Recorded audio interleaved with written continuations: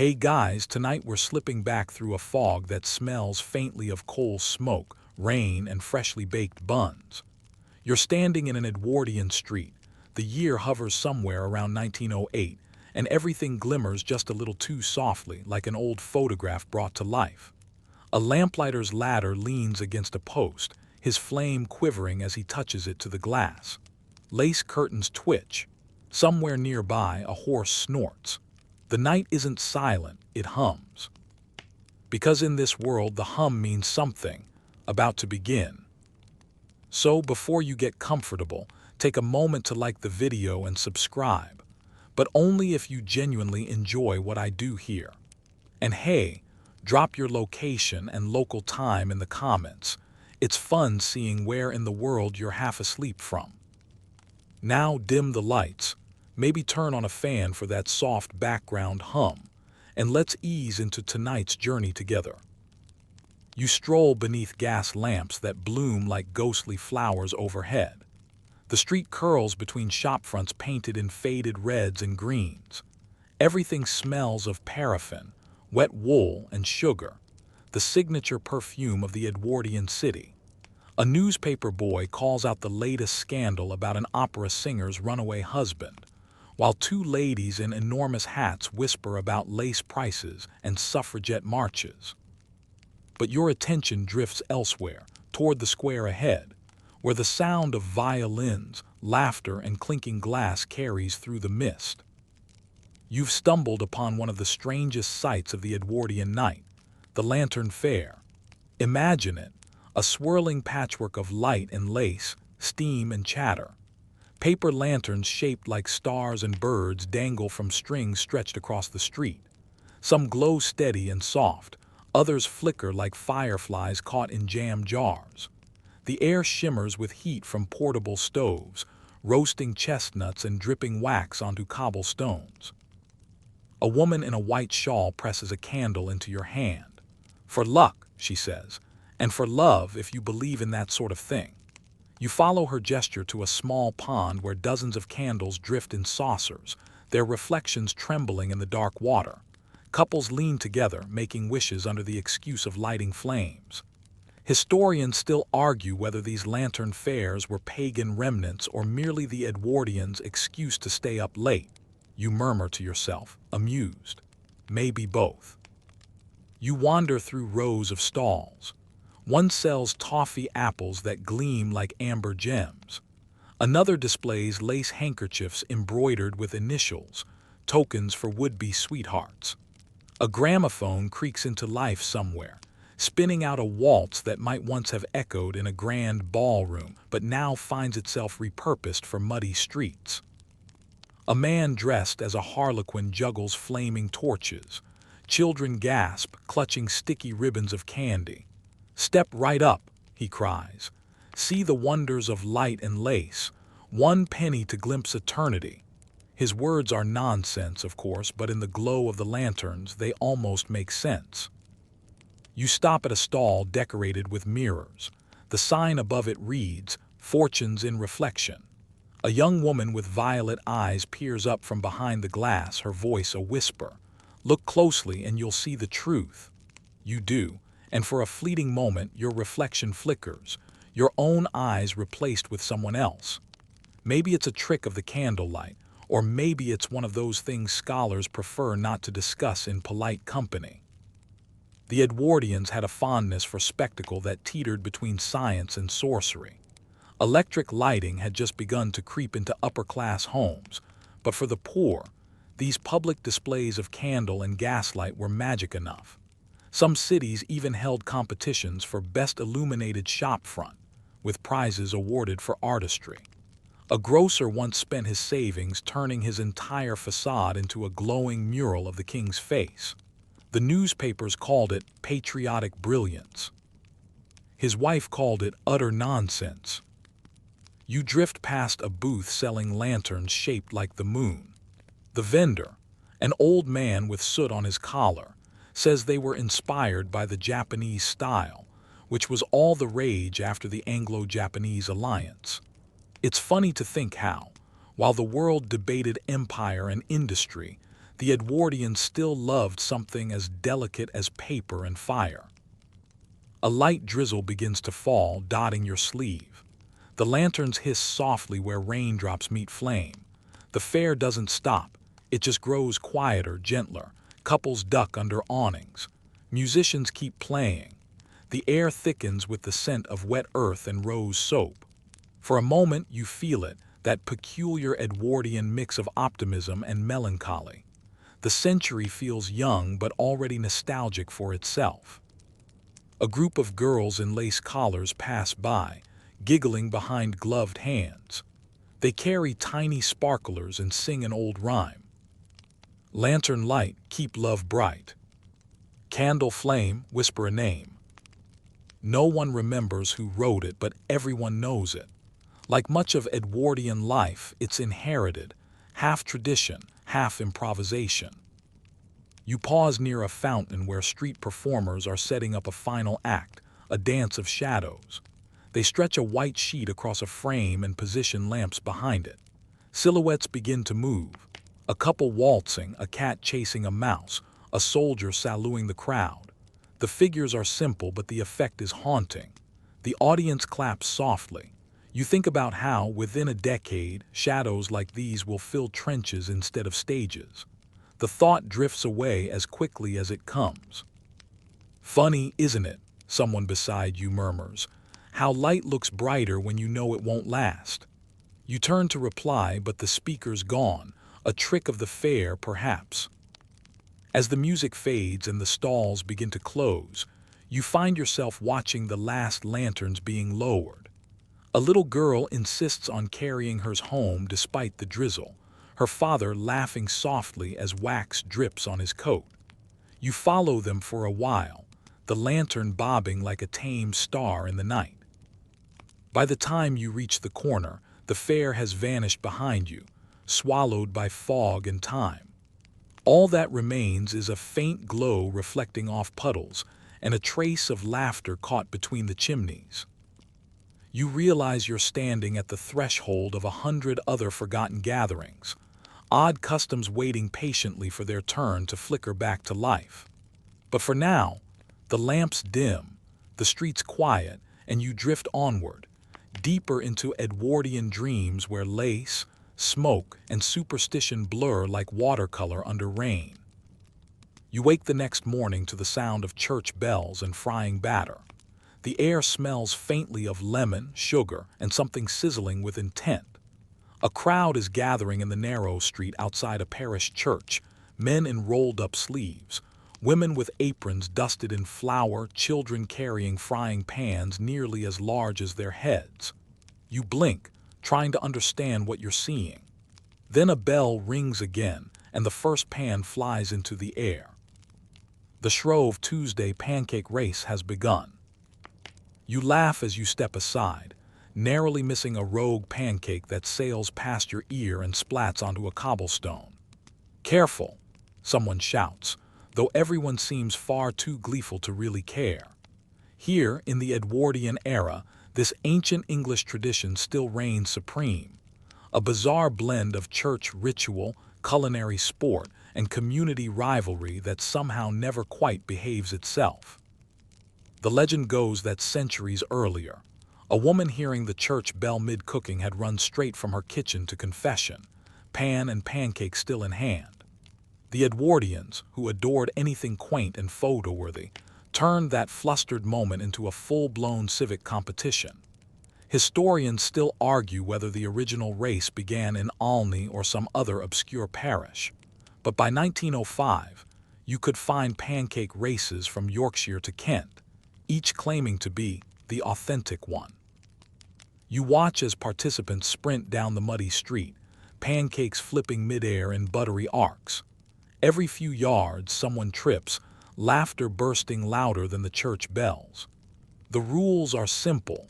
Run from start to finish, flip your pancake at least 3 times, and try not to disgrace your parish by landing face first in the batter. Run faster, Millie, a woman cries, waving her rolling pin like a battle flag. The Methodists are gaining on us. This is no mere fun fair, it's serious business. Rival parishes use the race to settle petty feuds that stretch back generations. Who mended the church roof last? Whose choir sings flatter? Whose jam is clearly store-bought? The pancake race becomes their moment to prove moral, spiritual, and culinary superiority. You stroll to the sidelines where a table holds an enormous stack of golden pancakes. Steam rises in lazy curls. The vicar, cheeks red from cheering, turns to you. "Care for a blessing and a bite," he offers, handing over a warm, lemon-sugar pancake folded neatly in paper. "We feed the body before we cleanse the soul." You bite in. It's tangy, buttery, perfect. The kind of simple sweetness that feels like it's been practiced for centuries. You almost forget that this is technically a religious holiday, a final indulgence before Lent's restraint. The Edwardians, for all their prim manners, were masters at disguising indulgence as virtue. Further down the lane, a brass band struggles to keep up with the runners, blaring out something that might once have been Rule Britannia, but now sounds more like Rule Baternia. A small boy with flour in his hair waves a hand-painted banner reading St. Agnes Forever, while his rival from St. Bart's hurls a pancake like a discus in protest. The crowd roars. Someone's dog catches it midair. Everyone cheers the dog.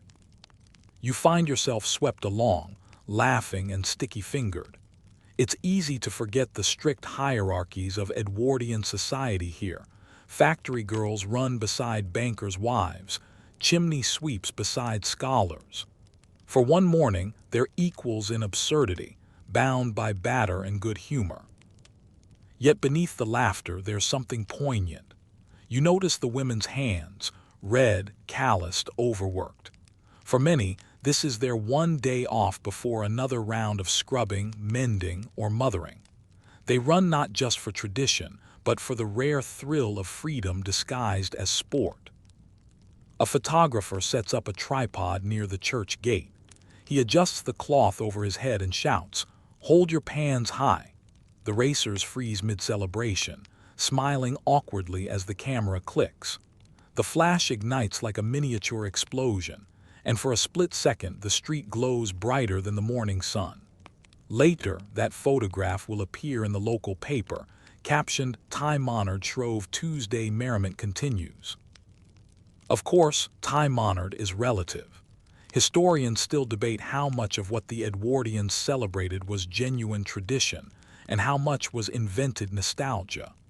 They adored recreating old customs that may have never existed quite as they imagined them. If a medieval festival had been lost to time, they simply made one up, complete with costumes and pancake races. After all, who would check? A bell rings again, the final lap. Two women neck and neck, aprons flapping, faces flushed. One flips her pancake perfectly. The other drops hers at the finish line but barrels through anyway, laughing too hard to care. The crowd erupts in cheers, confetti of flour drifting through the air. The vicar announces both winners, because no one dares argue with a flour-covered mother of six. Then, almost imperceptibly, the tone shifts. The laughter quiets as the church doors open. People file inside for the Shrove Tuesday service.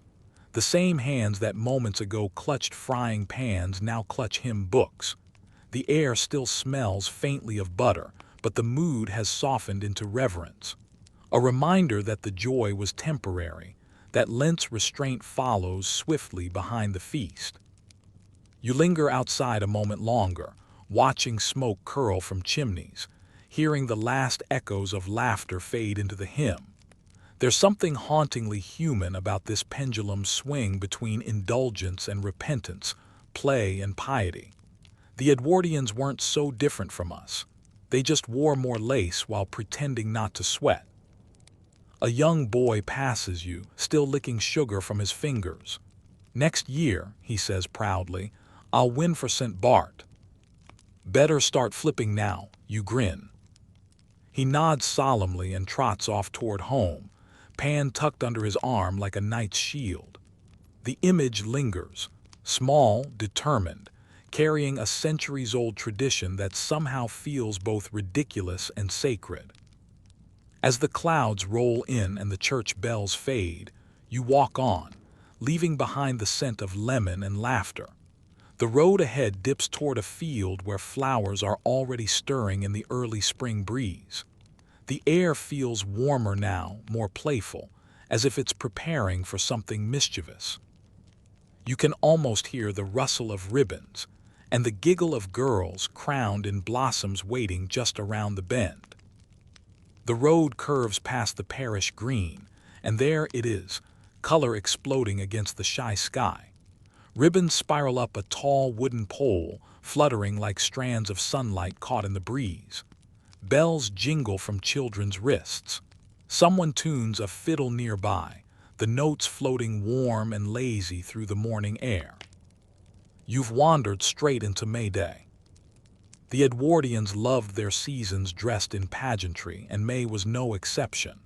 A tangle of old pagan rites, Victorian invention, and pure Edwardian flourish, half ancient, half afternoon entertainment. You can smell crushed grass underfoot, mingled with the sweetness of early blooms. Everywhere, people are laughing, gossiping, pretending this isn't just another excuse to skip work. At the edge of the green, a line of girls in white dresses waits nervously.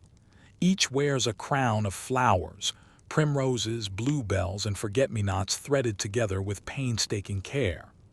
One among them, a girl with hair the color of honey, looks particularly serious. She's the May Queen. You hear her name murmured around you, Clara Simmons from the draper's shop.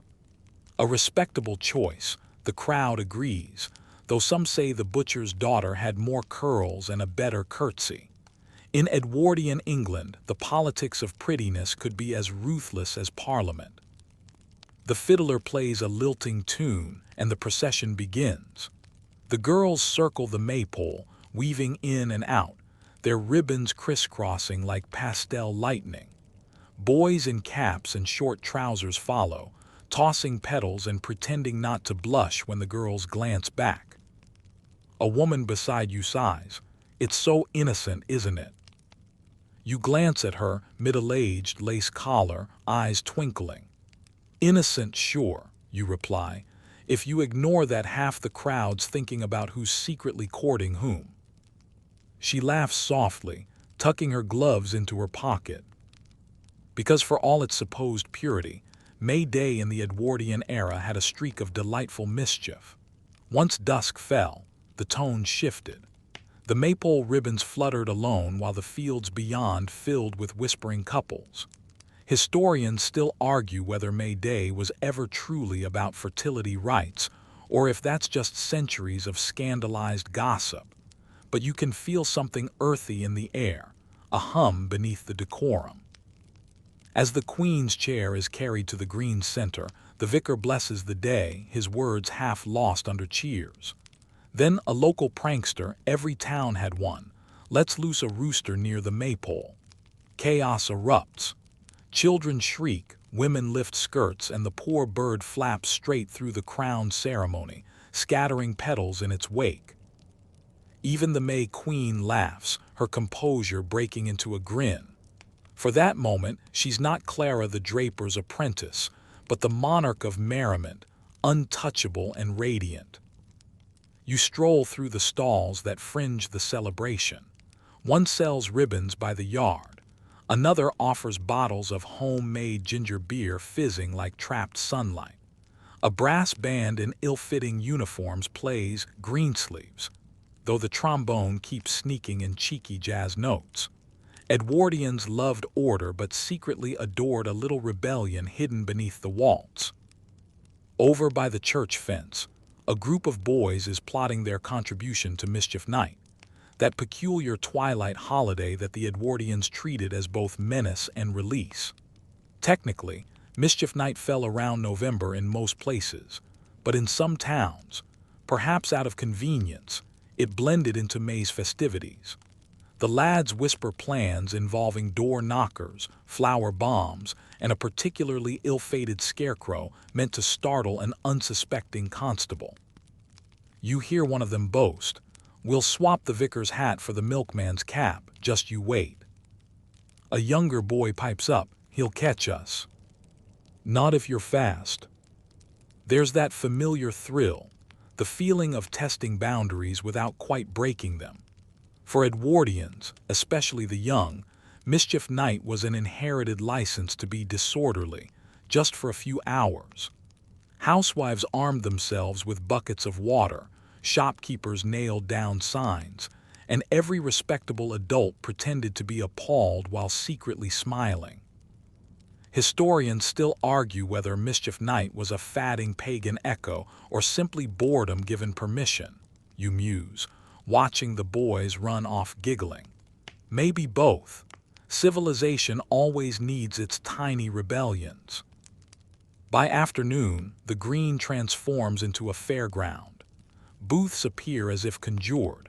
Coconut shies, puppet shows, even a fortune-teller's tent draped in blue velvet.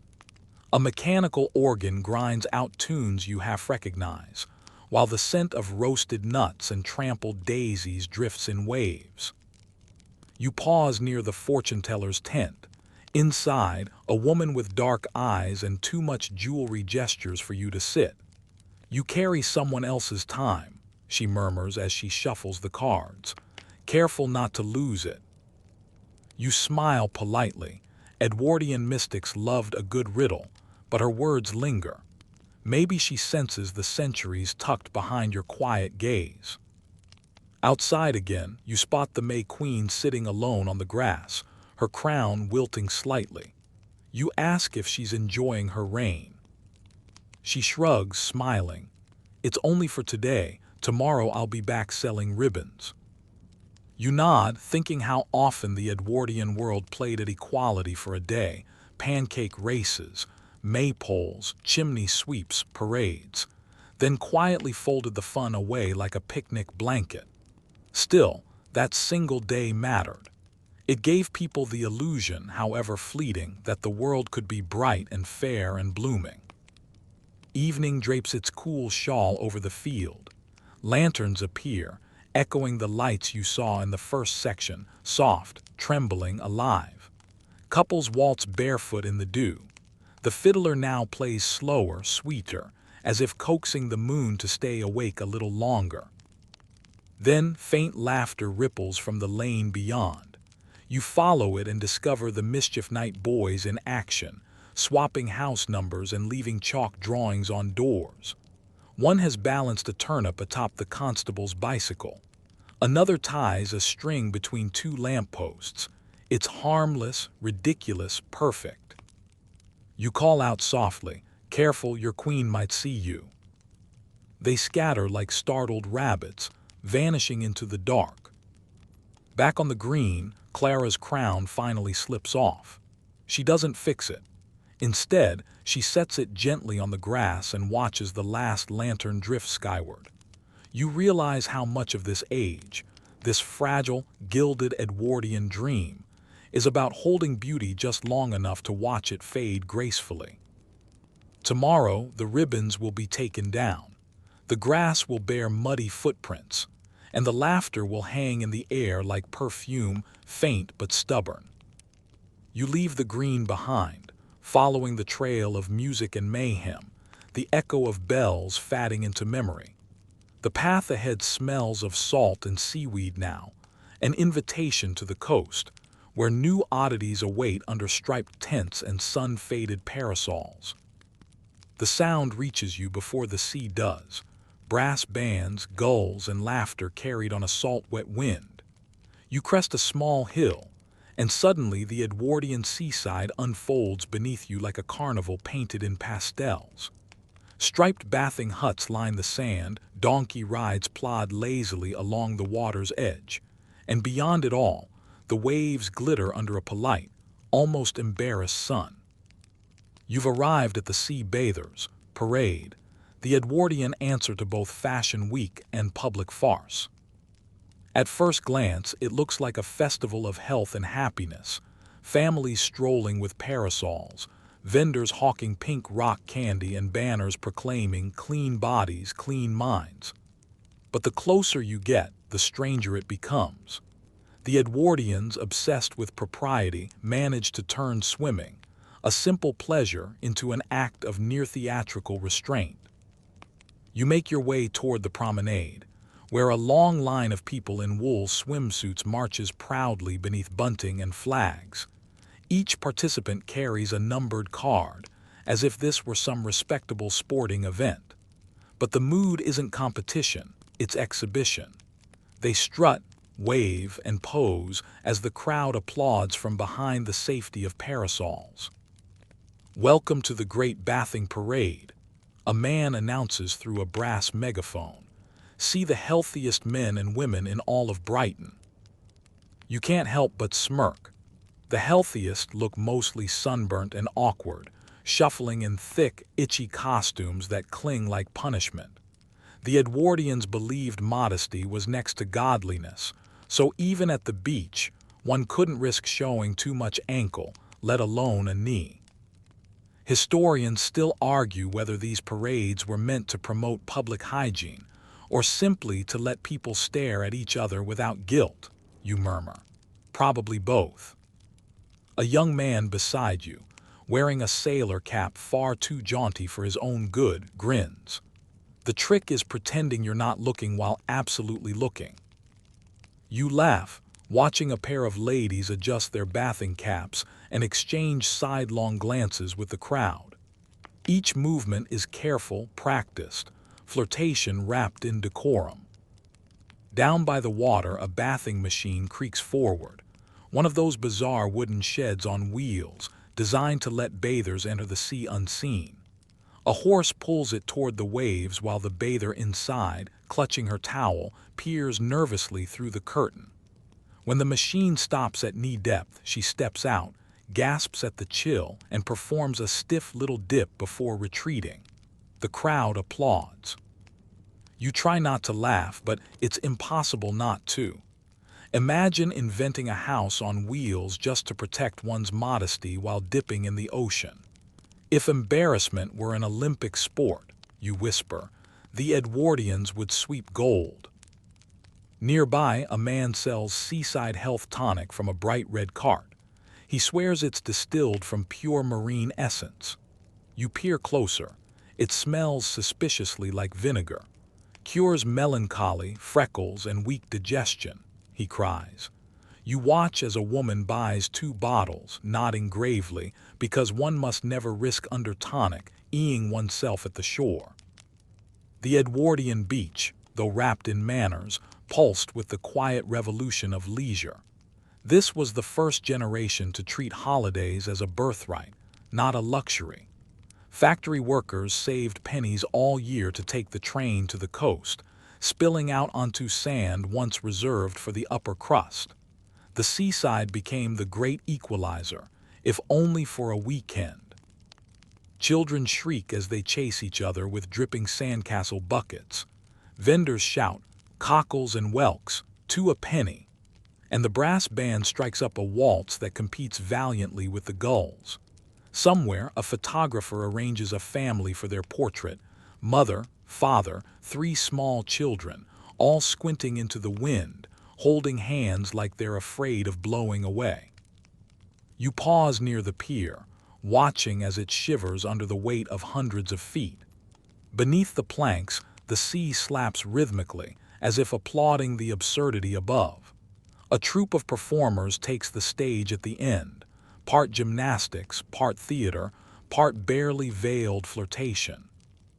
The announcer booms. And now, ladies and gentlemen, the marvels of the modern swimmer. Witness grace, strength, and moral superiority. A woman in a dark blue bathing suit dives elegantly into the water, scandalous by Edwardian standards. Gasps ripple through the crowd, quickly followed by polite clapping. Someone mutters, "indecent," while another whispers, "liberating." Both seem right. The swimmer surfaces, triumphant. For a moment you see her grin, broad, unapologetic. That grin, not the dive, feels truly revolutionary. By midday, the promenade transforms into a blur of striped awnings, penny arcades, and laughter. You stop for a bag of sugared almonds and watch as a young couple sits awkwardly on a deck chair built for one. Their hands brush. She pretends to adjust her hat. He pretends not to notice. Romance, Edwardian style, equal parts sincerity and performance. You stroll past a signboard reading Sea Air Therapy, recommended for nervous conditions. A dozen patients recline in wicker loungers, faces tilted toward the sun, supervised by a stern nurse with a stopwatch. "Breathe deeply, please. Don't enjoy it too much," she commands. Even at rest, the Edwardians manage to turn relaxation into discipline. But beneath the starch and propriety, something tender hums. These seaside parades, ridiculous as they seem, mark the dawn of a new self-conscious joy. For the first time, people are learning how to be seen, not as workers or servants, but as individuals. The sea, vast and unjudging, offers a strange permission to exist simply for pleasure. As the sun dips, lanterns light along the pier, their reflections trembling on the water. Couples dance to a gramophone's slow waltz. You lean against the railing, watching twilight drape itself across the horizon. A boy passes, clutching a deflated beach ball. "Are you staying for the firework display?" he asks. "Wouldn't miss it," you reply. And when the first spark leaps skyward, painting the night in red and gold, you feel the crowd's hush, an entire age holding its breath, dazzled by light, pretending for a heartbeat that the world will never change. Then the waves roll in again, erasing footprints, smoothing the sand. The lanterns flicker, the music fades, and you step away from the pier, back toward the winding roads where gardens bloom and secrets wait behind lace curtains. Tomorrow's Edwardians will trade swimsuits for silk gloves again, but tonight they've let the sea wash off a century's stiffness. For now, that's enough. The road curls away from the coast and into gentler country, hedgerows, sleepy villas, and the faint perfume of roses. The air feels quieter here, like the world has drawn in its breath. You follow the gravel path toward a sprawling estate where parasols bloom brighter than the flower beds. Somewhere, a piano tinkles through open windows, accompanied by the faint rustle of silk and polite laughter. You've wandered into a garden party, the crown jewel of Edwardian social life, half theater, half battlefield. At first glance, it's paradise. Roses heavy with dew, silver trays glinting in the sunlight, and ladies in pastel gowns moving as if choreographed. But look closer, and you'll see that every glance, every gesture is a code, a secret dialect spoken in lace and linen. You pass a cluster of women pretending to admire hydrangeas. "Did you see her gloves?" one whispers too loudly. "Ivory before noon, utter madness." The others nod gravely, sipping tea with the air of judges presiding over a trial. An orchestra plays near the fountain. A waiter drifts past offering cucumber sandwiches, so delicate they look afraid to exist. Somewhere behind the topiary maze, someone laughs a little too freely, dangerous behavior in a garden full of listening roses. "Careful," you murmur to yourself. "This isn't a party. It's open warfare with better hats." Edwardian garden parties were the social medium of their time, the Instagram feed of the age. Every smile, every parasol tilt was curated to signal class, virtue, or desirable marriage potential. Even the layout of the lawn told a story. The shaded corners belonged to widows and chaperones. The sunny edge by the orchestra, now that was where the real intrigue bloomed. You spot a young couple exchanging something behind the lemon trees, a folded note, quick as a blink. The girl's fan trembles once, twice, then rests against her cheek. A coded message, of course. In the Edwardian language of fans, touching one's cheek meant, "I love you." Historians still argue whether these signals were genuinely used or just romantic nonsense invented by gossip columns. But really, does it matter? The belief alone made it real. Nearby, a man in a perfectly pressed white suit checks his pocket watch like it's an extension of his ego. The future, he tells anyone within earshot, belongs to those who are punctual. No one listens, but everyone notes his cufflinks. A servant passes you a glass of lemonade, real lemons, a luxury that glows in the sunlight. The Edwardians were obsessed with refinement, yet their refinement depended on the invisible army of maids, footmen, and gardeners moving like ghosts in the background. You catch one of them, an older gardener, resting a moment beneath the shade, wiping sweat from his brow. He sees you, smiles faintly, and mutters, "Fine day for pretending, eh?" You smile back, "The finest." Somewhere near the terrace, a hostess in peacock blue silk raises her glass for attention. "To health, harmony, and the happiness of the empire," she declares. The crowd cheers dutifully, though half are already plotting their exit routes. You sip your lemonade, wondering how many hearts will break between tea and the final waltz. Edwardian society, for all its grace, thrived on tension. Appearances were everything. Sincerity was a risky luxury. A smile could mean affection or ruin. A compliment might be a veiled insult.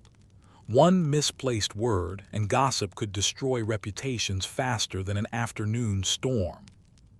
You drift toward the croquet lawn, where gentlemen in straw hats swing mallets with the intensity of generals.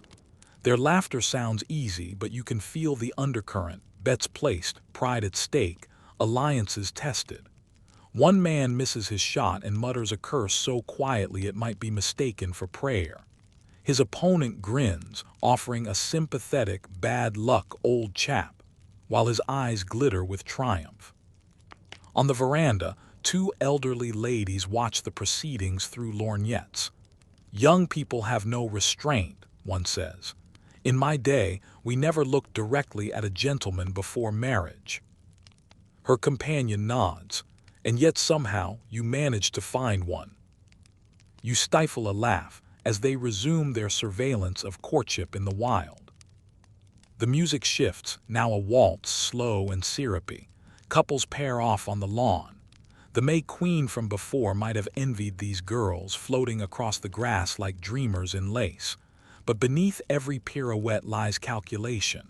Is this partner suitable? Is his inheritance secure? Will his mother approve? It's all as intricate as the embroidery on their gloves. You notice a young woman sitting apart, sketching quietly. Her hat's a little crooked, her smile real. You ask what she's drawing. "Everyone," she says without looking up, "but not as they wish to be seen." She turns the pad slightly. You glimpse her sketches, gentle caricatures of the guests. The man with the pocket watch drawn as a peacock. The gossiping ladies as two talking lilies. The hostess as a butterfly trapped in her own net. You chuckle. "You'll get yourself uninvited." "Already am," she replies lightly. "I'm a cousin of the help. No one looks too closely." You think of how many invisible guests must haunt this age. Those present but unseen, serving tea, polishing glassware, trimming hedges for people who never say their names. Yet in her quiet rebellion, sketching truth beneath the lace, you sense the slow tremor of the coming century. Historians still argue whether the Edwardians knew they were standing on a precipice, you whisper. But days like this feel like they did. They just danced harder to ignore it. The sun begins to slide down the sky, staining the lawn gold. The hostess claps her hands for the final toast. "To the glory of summer," she cries, "and may next year's party be even finer." Everyone cheers. Glasses chime. For a moment the garden glows with laughter and light, and you almost believe it will last forever. But even as the first fireflies rise, servants are already clearing plates. sweeping crumbs, packing away the porcelain illusions. The orchestra packs up too, the pianist humming softly as he folds sheet music that will soon gather dust. You walk toward the gate, the air heavy with rose petals and unspoken regrets. Behind you, the laughter grows faint. Ahead, the countryside darkens, fields and roads whispering of stranger, older rituals far from the clinking of teacups. By the time you reach the lane, the first bats have begun to flit overhead. The polite music of the garden party fades entirely, replaced by something slower, older, and a little uncanny. Something waiting to be buried, and perhaps to rise again. The air cools as twilight drapes itself over the countryside, and you follow the faint echo of distant voices, lower now, less polished, more alive.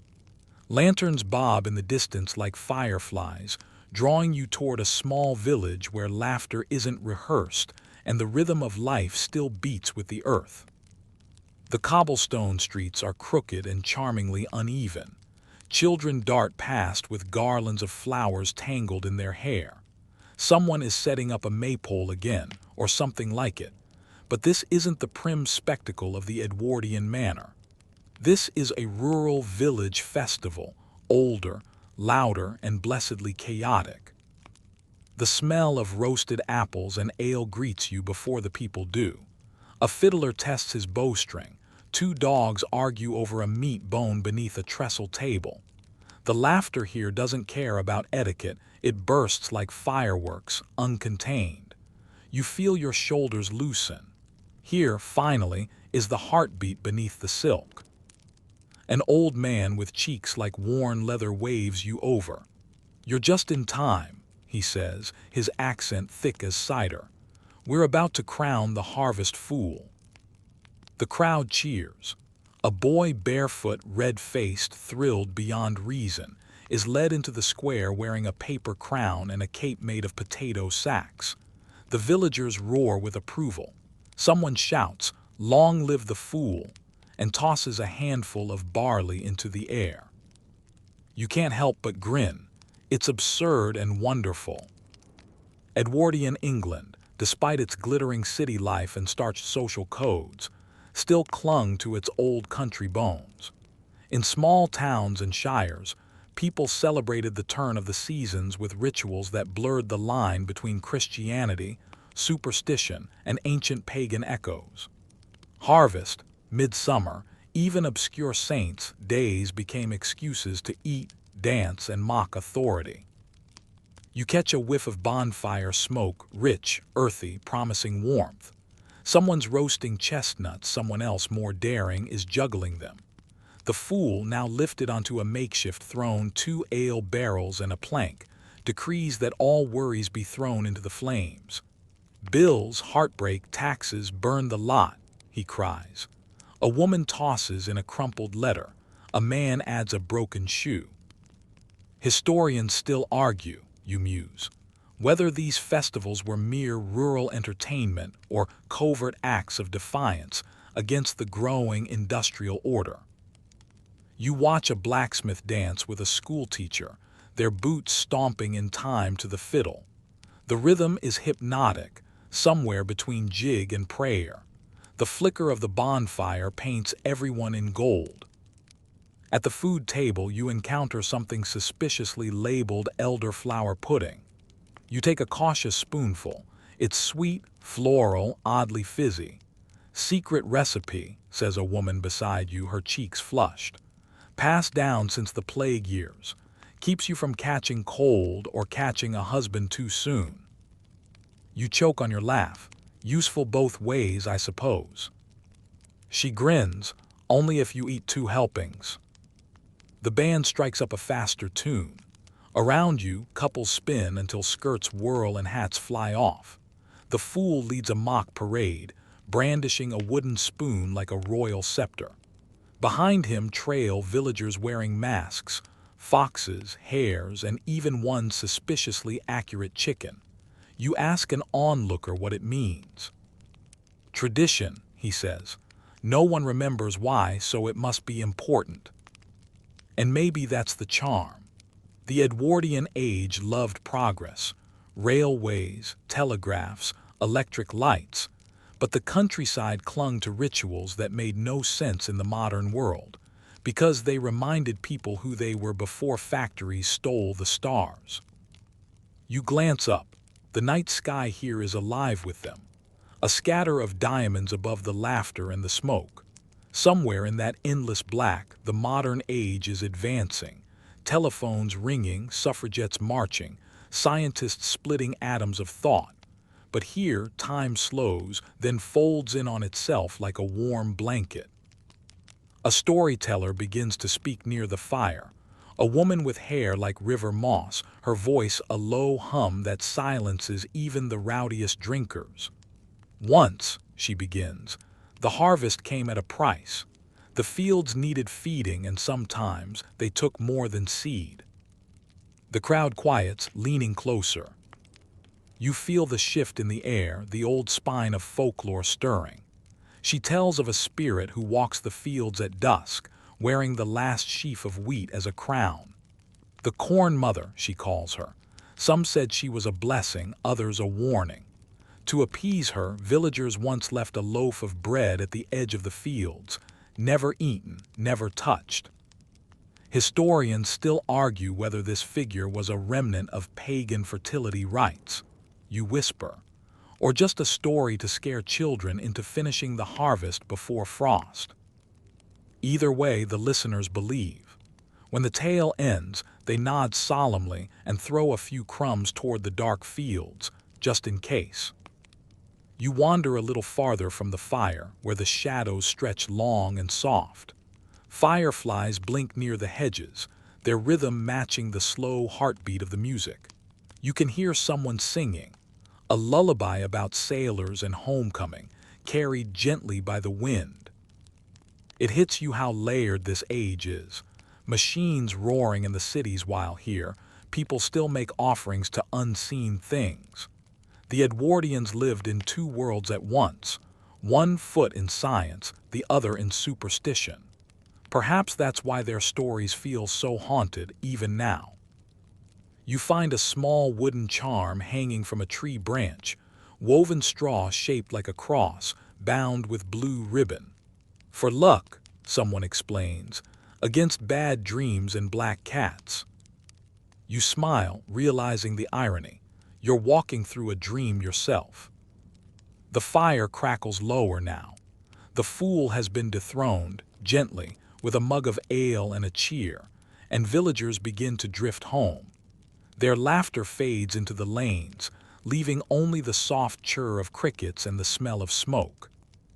You sit a while longer by the embers, watching sparks drift upward like tiny souls escaping the century. Somewhere far away, trains are cutting through the night, carrying people toward progress and away from places like this. But here, tonight, time refuses to move. You stretch, bones pleasantly heavy, and rise. The road ahead gleams faintly in moonlight. Somewhere beyond these fields lies another festival, quieter, stranger, perhaps one that doesn't welcome outsiders so easily. You glance back once more at the dying fire, whispering, "Long live the fool," and step into the cool hush of the Edwardian night.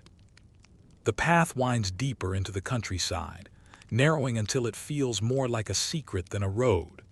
Trees lean close, their branches forming an archway that swallows the moonlight. The smell of damp moss and distant chimney smoke mingles in the cool air. You pull your coat tighter and listen, to the rhythmic crunch of your boots, to an owl's lonely call, and faintly to the murmur of running water. Soon you come upon it, a small stone bridge spanning a black ribbon of river. Beneath it, candles float by in hollowed-out turnips, each flame trembling as if whispering a wish. You follow the riverbank and notice a group of villagers standing knee-deep in mist, their faces soft and solemn in the glow. A woman hums an old tune, one that feels older than language. You've stumbled upon a twilight river ritual, half prayer, half superstition, kept alive despite the march of electric light and motorcars. One man dips his hand into the water and releases a small wreath of daisies. "For safe return," he murmurs. A child beside him copies the gesture, her wreath clumsy but earnest. "For Papa," she says quietly. You realize this isn't a festival for joy, it's a ceremony for remembering. In the Edwardian countryside, rivers were both lifelines and boundaries, sources of water, work, and sometimes sorrow. Drownings were common, fishing accidents, sudden floods, even suicides. To keep the river appeased, people offered it flowers, milk, or sometimes coins, simple tributes to an untamable force. A woman notices you watching and beckons you closer. "Stranger," she says softly, "you can make a wish too. The river doesn't mind newcomers." You hesitate. "What should I wish for?" She shrugs, eyes reflecting candlelight. "Something you don't mind losing." You almost laugh at the cryptic answer, but instead you drop a leaf into the current. It floats for a moment, then vanishes beneath the surface, swallowed by time. Someone behind you begins to speak, a local schoolmaster, his voice steady and warm. "These rites go back further than our records," he says, half to you, half to the crowd. Historians still argue whether they began as pagan water sacrifices or as simple memorials for lost sailors. Perhaps both. The villagers nod as if this ambiguity is comforting. For them, tradition doesn't need proof, it needs presence. Nearby, a fiddler starts a low, lilting tune that ripples over the water like a spell. You close your eyes and feel the rhythm, slow and hypnotic. A breeze carries the scent of lavender and wet stone. For a moment, you forget you're standing in the 20th century at all. But then, like a crack in the dream, you catch the glimmer of something metallic. On the far bank, a young man in a factory cap leans against a bicycle, watching. His face is lit not by candlelight but by the small electric lamp attached to his handlebars. Two worlds collide silently across the river, one fading, one dawning. He flicks his lamp off out of courtesy, nods to the villagers, then pedals away. The old woman beside you sighs. "Progress," she mutters, "never could keep quiet." You smile because she's right. The ceremony drifts toward its end. The last few wreaths disappear downriver, their candles dimming like stars before dawn. Villagers begin to pack up baskets, murmuring good nights and blessings. A boy runs past you, holding a dripping turnip lantern. "We do this every autumn," he says proudly. "Keeps the ghosts from following us home." You raise an eyebrow. "Does it work?" He shrugs. "Mostly." You glance toward the dark water. "Mostly" feels like an acceptable success rate tonight. The old woman you met earlier calls out, "We'll have cider at the inn if you fancy warmth." But you shake your head gently. "Maybe next time." The path ahead already tugs at your curiosity. As you climb the hill beyond the village, the river's song fades behind you, replaced by the whisper of wind in the grass. You pass a wayside shrine, a small wooden box nailed to a post, holding a single candle and a handful of dried flowers. A hand-painted sign reads, "For those who wander too far." You pause, smiling at the irony, then continue on. Edwardian England was a landscape stitched together by memory, its people caught between folklore and forward motion. For every telephone installed in a London townhouse, there was a grandmother somewhere still whispering charms over the hearth. For every scientific discovery that dazzled the newspapers, there was a quiet ritual by a river, reminding everyone that the world remained mysterious and alive. You stop at the crest of the hill and look back. The village glows faintly in the valley below, lanterns flickering like tiny constellations. It feels like watching a memory fade even as it happens. Ahead, the land opens into rolling downs. A distant sound catches your ear, bells, faint but rhythmic. Church bells, perhaps, or something stranger. They toll 3 times, pause, then once more, as though marking an hour that doesn't exist. Curiosity pulls you forward. You descend toward the sound, the mist thickening until the world feels smaller, closer, dreamlike. When you reach the bottom of the hill, you find a field ringed with standing stones, ancient, lichen-streaked, and utterly indifferent to the passing centuries. Around them, a group of villagers stand holding torches, forming a perfect circle. Their faces are calm, their movements deliberate. You realize this isn't the end of one ritual, it's the beginning of another. But this one, you suspect, doesn't get mentioned in polite conversation. You take a cautious step closer, the wet grass whispering beneath your shoes. A man in a long coat turns, sees you, and smiles faintly. "Stay if you like," he says. "It's not every night the stones get to sing." You glance up at the sky, moonlight caught in the mist, stars hiding behind thin cloud, and wonder just what kind of melody the Edwardian age might still be humming to itself out here, beyond the reach of progress and polite society. You stand at the edge of the field, the air thick with the smell of damp grass and smoke. The villagers form a perfect circle around the standing stones, each stone worn and silent, yet somehow watchful. The torches flicker, their flames reflected in 1,000 dewdrops clinging to the grass. You feel a tingle crawl along your spine, that quiet, thrilling sense that something ancient is about to wake. Someone strikes a bell. Not a church bell, smaller, sharper, like the kind a schoolteacher might use to summon class. The sound slices through the mist. Then another joins it, and another, until the rhythm becomes hypnotic, soft, deliberate, almost musical. The man who'd invited you earlier steps forward. His voice is calm, low, and strangely modern for the setting.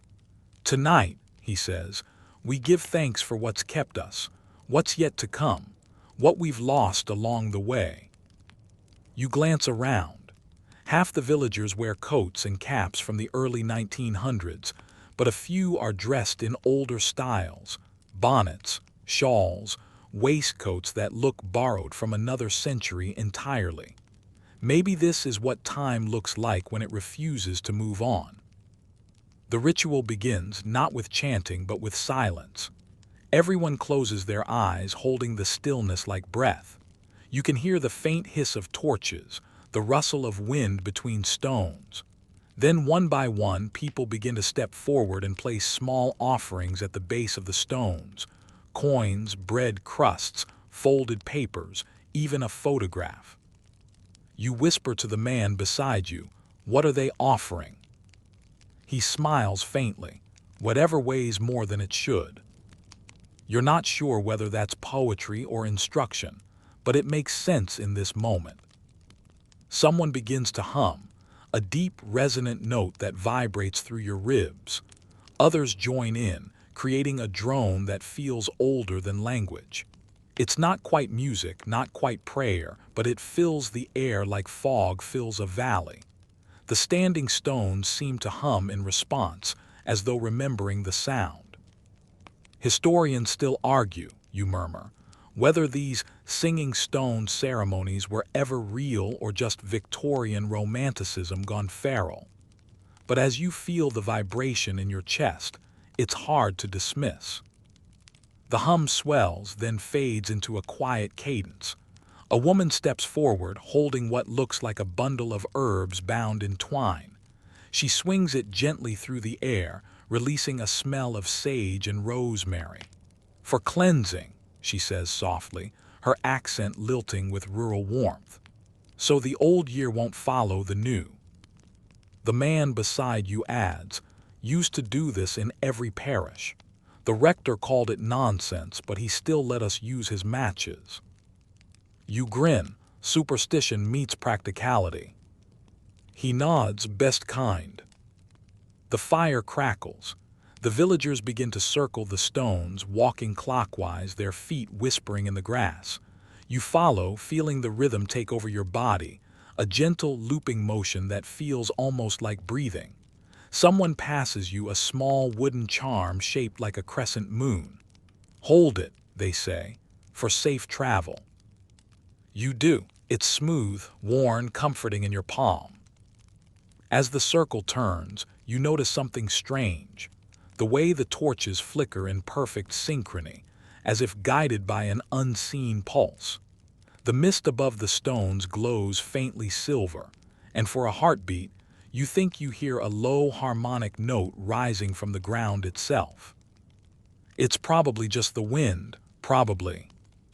The leader raises his hand and the circle stops. "Now," he says, "we listen." Everyone falls still. No movement, no whisper, just the night. At first, there's nothing. Then, a faint echo, so low you feel it more than hear it. A vibration rolling through the soles of your feet. The villagers exchange knowing looks, as though confirming something ancient. "Old Earth," the man beside you murmurs. She answers when she's in the mood. You glance down at your charm, then at the nearest stone, half expecting it to shift. Of course, it doesn't. But there's a weight in the air now, a gravity of time pressing softly against your skin. After a long moment, the leader lowers his arm. The torches dip, and people begin to move again, talking quietly, the spell easing. Someone laughs softly, as though breaking a tension that had stretched too far.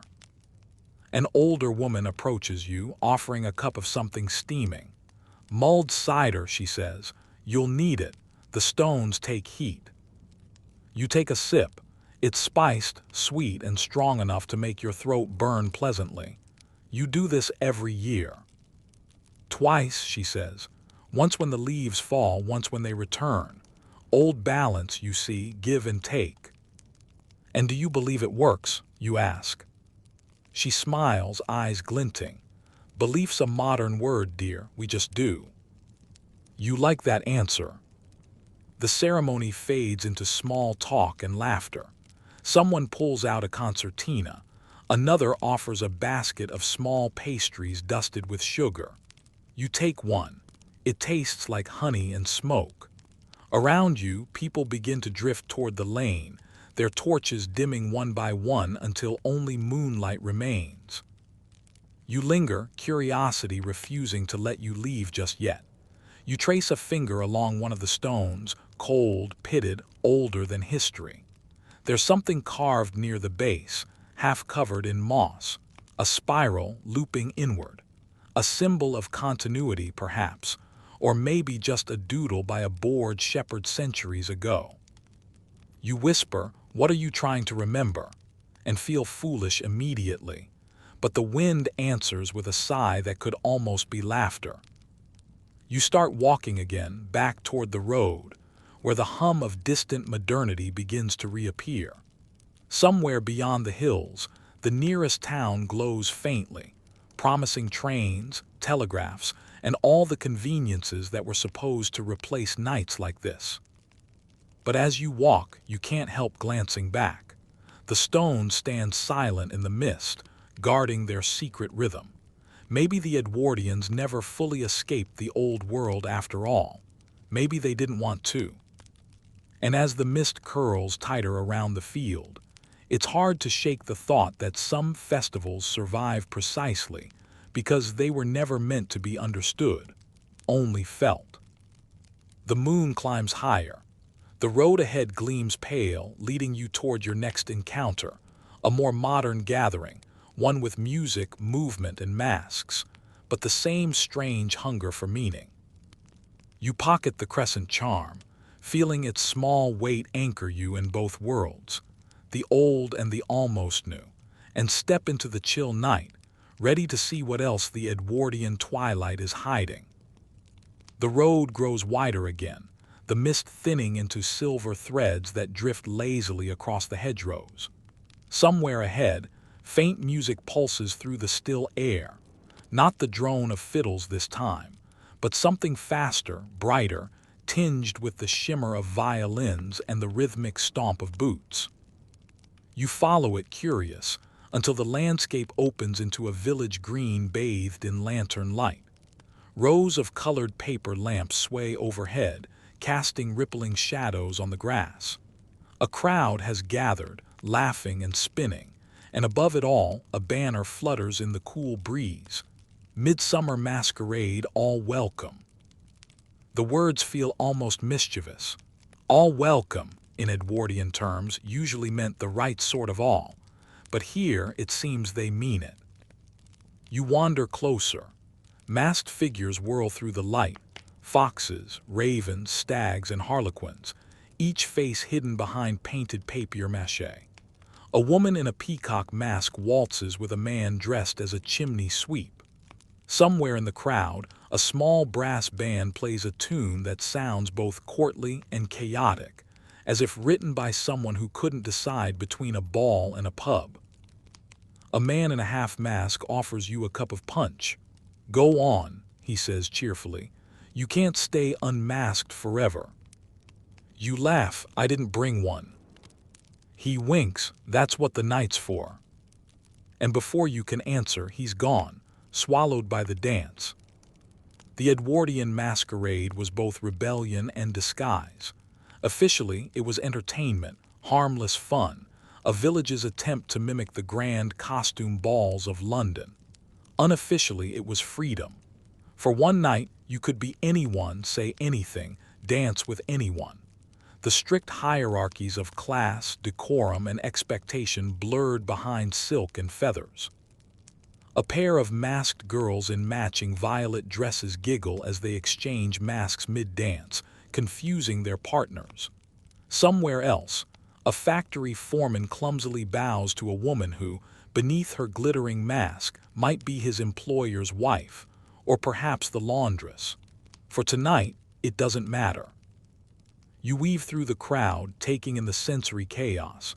The scent of crushed grass and candle wax, the clinking of glass, the laughter that swells and breaks like waves. Someone brought a phonograph, and its crackling voice competes with the band. A scratchy waltz drifts out, followed by cheers. You stop near a table where masks lie waiting. Wolves, owls, even a smiling moon. You pick up the moon mask. Its paint is slightly chipped, the expression too cheerful to be entirely innocent. "Good choice," says a voice beside you. A woman in a silver cat mask watches, her eyes sharp and amused. They say whoever wears the moon mask remembers things they shouldn't. You grin, and whoever says that, do they remember it too? She tilts her head. Depends how much they've had to drink. You both laugh, and she drifts away, vanishing into the dance. You tie the mask on, feeling the rough string press against your skin. The world shifts subtly. The lamplight brightens, sounds seem to separate, laughter over here, music over there, footsteps beneath it, all like a heartbeat. You step into the circle of dancers, letting the rhythm pull you in. For a few minutes, time stops meaning anything. You're spinning between eras, the 18th century elegance of the minuet tangled with the early 20th century exuberance of ragtime. Someone claps in rhythm, someone else trips, and everyone cheers. But beneath the celebration, there's something else. A current, faint but persistent. Masks have power. Even the Edwardians knew that. They let you shed identity, yes, but also reveal what hides beneath it. As you twirl, you glimpse small moments that the unmasked world would never permit. Two men dance together briefly before melting back into the crowd. A maid whispers into the ear of a man far above her station, and he actually listens. A young woman removes her mask altogether, tosses it into the air, and lets it land in the fire pit with a burst of sparks. Historians still argue, you whisper to yourself, whether masquerades were acts of rebellion or just harmless escapism. But standing here, you can feel how much truth hides in the game. Every dance step is a dare, every mask a confession. You pause to catch your breath near the punch bowl, where a local musician is explaining his violin to a fascinated child. "It's not magic," he insists. "It's just wood and wire." Then he lowers his voice conspiratorially. "But if you believe it's magic, it plays better." You nod in agreement. The whole night feels like that, ordinary things turned extraordinary by belief. A burst of laughter draws your attention. A group has begun a game near the bonfire, something between charades and ritual. Each person draws a card with a role to play. The fool, the queen, the stranger, the ghost. They must act it out without words, and whoever guesses correctly wins a ribbon. Someone presses a card into your hand. You look down. The ghost. Fitting. You drift among the dancers, moving quietly, watching them whirl and shine. When someone notices you, you simply smile beneath the moon mask and vanish into shadow. It's easier than you expect. People see what they want to see. By the time the game ends, laughter gives way to songs. The music slows. Voices rise together in a gentle harmony that sounds half church hymn, half pub ballad. The lyrics are about parting and return, about ships and summer's end. A woman lays her head on her friend's shoulder. A few people light new lanterns and release them into the night sky, their paper bodies floating upward like glowing petals. One catches in a tree, burns for a moment, then snuffs out. A tiny, poetic tragedy that makes everyone sigh. When the last song fades, masks begin to come off. The crowd's energy shifts, tired but glowing like embers after a storm of sparks. Someone clinks a glass for silence. "To the longest day," a voice calls, "and to whatever comes after." The crowd cheers softly. You remove your own mask and feel the night air cool against your skin. The woman with the cat mask appears again, now holding it by her side. "You remembered?" she asks. "Everything," you reply. She smiles. "Then you've done it right." As people drift home, the green empties. Lanterns sway in the soft breeze, some collapsing into the grass. The last notes of music fade, leaving behind only the quiet hum of the night insects. You look at the discarded masks piled near the stage, faces smiling upward, silent and empty. You wonder how many secrets they've heard tonight, how many lies turned to truth under their painted grins. The world is quieter now, the modern dawn creeping closer. Somewhere in the east, a faint glow hints that night's spell is nearly broken. You step away from the green, the echo of laughter still clinging to your clothes, and follow the path that leads you toward the hills. The Edwardians danced like the world would last forever, but the rhythm of the age is already faltering. Beneath their laughter, you can hear the approaching silence. The hills stretch before you now, soft and undulating under the pale blush of dawn. You walk slowly, the air cooler here, carrying the faint scent of dew and wild thyme. For a while, there's only the rhythm of your footsteps and the occasional lark bursting from the hedgerows. But then, faintly, you hear something else: bells. Not church bells this time, but smaller, brighter, and faster, like laughter set to music. The sound draws you toward a clearing on the far side of the hill, where a group of figures in bright sashes and straw hats leap and spin with sticks in hand. Their white shirts catch the sunlight, and ribbons flutter from their arms. You've stumbled upon a Morris dance, one of the oldest folk traditions still clinging to the edges of Edwardian respectability. At first glance, it seems innocent enough. Rhythmic dancing, bells tied to legs and wooden sticks clacking in time. But as you watch, you start to sense the strange duality of it, both joyous and oddly ritualistic, as if the dancers are channeling something older than they realize. A man with a flower crown shouts, "Hey up!" and the group stomps in perfect unison. The bells on their ankles jingle like living things, their motion a spell of sound and rhythm. The crowd that's gathered watches in half amusement, half awe. You overhear someone whisper, "It's for luck.